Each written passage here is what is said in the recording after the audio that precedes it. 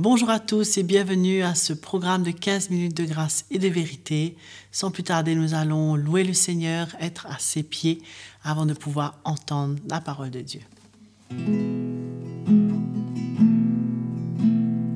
Là, à tes pieds, Seigneur, c'est le plus beau lieu. Et dans ta présence, je cherche ta face, je cherche ta face. Il n'y a pas plus grand appel, ni plus grand honneur que de se courber devant ton trône, émerveillé par ta parole, entouré de ta grâce, Seigneur, je vis pour t'adorer. Seigneur, je vis pour t'adorer. Seigneur, je vis pour t'adorer.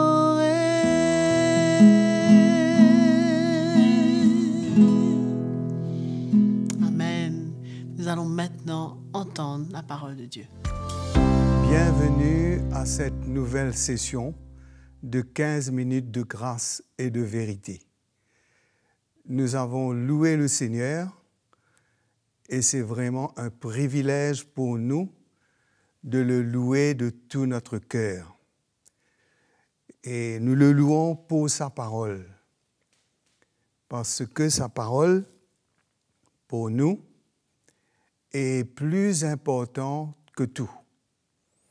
La parole est toujours pour nous un sujet de joie, malgré que parfois, ça vient comme une épée pour nous transpercer, comme un marteau pour nous briser, comme de l'eau pour nous purifier. Pour un moment, c'est un brisement, c'est un moment de tristesse, mais ce qui suit après est glorieux parce que c'est un moment de joie. Nous nous réjouissons de ce que le Seigneur peut accomplir et a accompli dans nos cœurs par sa parole. Nous continuons toujours sur cette série où nous voulons parler de la mort du Seigneur, parce que sa mort est si précieuse pour nous, et de sa résurrection de même, parce que notre foi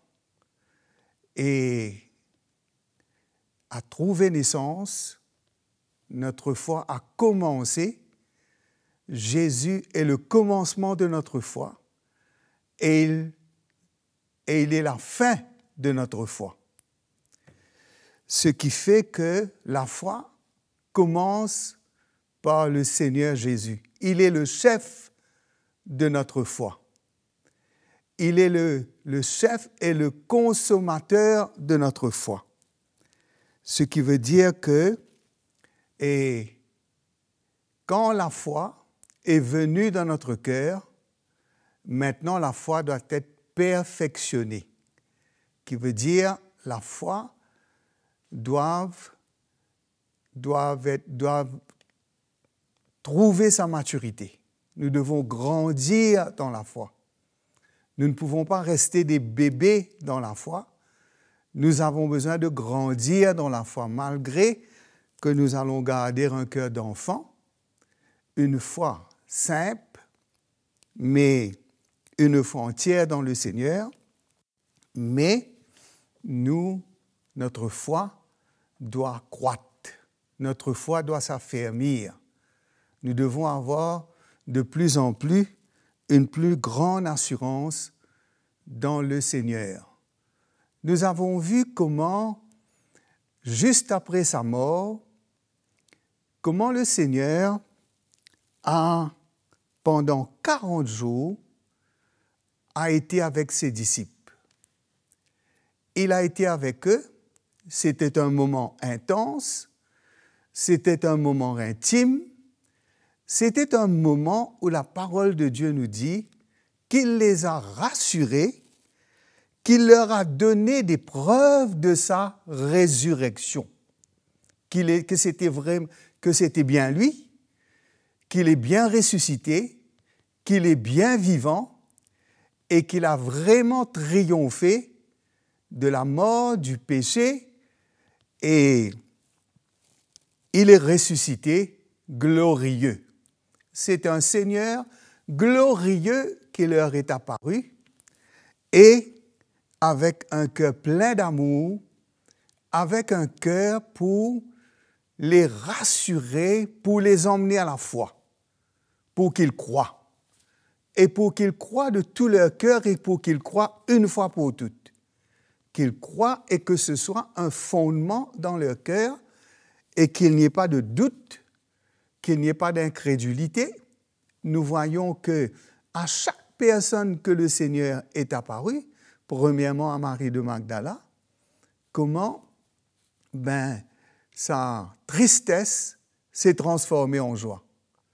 Comment elle était attristée de ce que le Seigneur était mort, mais peut-être qu'elle ne croyait pas qu'elle allait ressusciter, mais quand il a interacté avec le Seigneur ressuscité, toute sa tristesse s'est envolée et une grande joie est entrée dans son cœur. Nous voyons que les disciples d'Emmaüs, de même, nous voyons Pierre, nous voyons Jean, nous voyons tous ces disciples auxquels le Seigneur est apparu et comment là, c'est après sa résurrection que vraiment la foi a pris naissance dans leur cœur et que Jésus pourtant leur avait dit qu'il allait mourir, qu'il allait souffrir entre les mains des pécheurs, mais qu'il allait ressusciter le troisième jour. Et nous avons vu dans les Écritures comment ils ne croyaient pas en cela. Ils n'ont pas pu croire en cela. Et leur cœur n'était pas, leur esprit n'était pas ouvert. Mais nous voyons que pendant ces 40 jours, le Seigneur a fait des choses vraiment extraordinaires, des grands miracles. Il a ouvert leur esprit aux Écritures et que maintenant, les Écritures sont devenues claires pour eux. Ce n'était plus quelque chose d'à peu près, mais c'était devenu quelque chose de sûr et de certain. Et que tout ce que Jésus leur avait dit, mais maintenant cela est devenu comme une réalité dans leur cœur. Et nous voyons comment dans le livre des Actes des Apôtres, il nous est dit que le Seigneur leur a donné des ordres par le Saint-Esprit aux apôtres qu'ils avaient choisis. Nous voyons que le Seigneur, c'est lui qui avait choisi. Le Seigneur est souverain, le choix est au Seigneur. Personne ne peut contester le choix du Seigneur.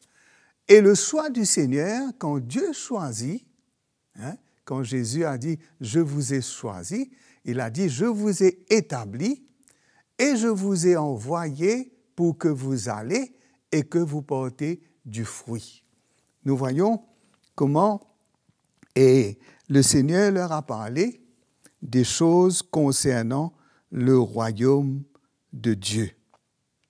Et là, nous allons lire un petit passage dans l'Évangile de Jean, au chapitre 16, juste pour décrire encore cette glorieuse résurrection du Seigneur Jésus-Christ.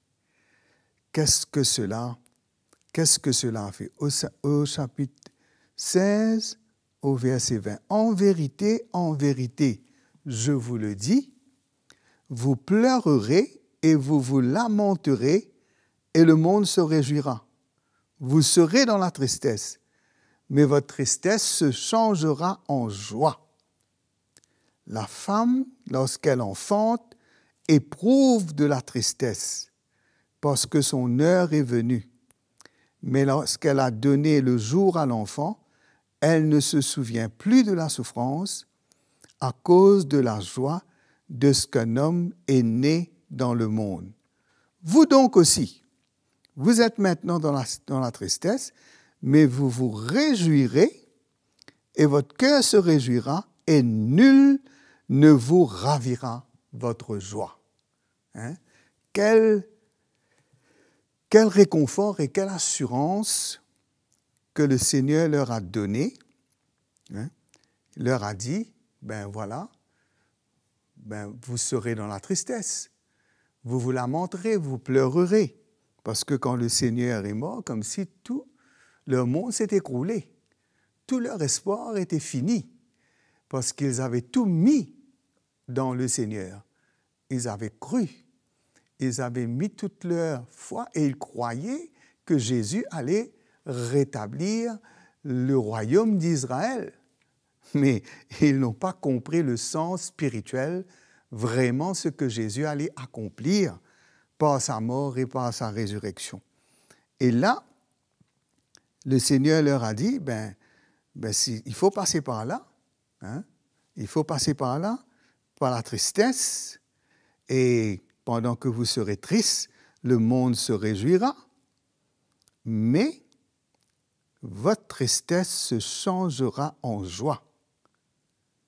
Et il a dit que cette joie, nul ne vous la ravira. C'est la joie de notre salut. Et là, le Seigneur, il décrit cela comme par un enfantement. Il a expliqué comment c'est normal que quand une femme, elle va enfanter, c'est un moment d'angoisse et de tristesse. Hein, c'est un moment pénible. Mais comment, après l'enfantement, l'accouchement, elle va oublier toute sa souffrance. Parce que la joie sera présente parce qu'un homme est né dans le monde. Voilà, l'œuvre du Seigneur, c'est comme un enfantement.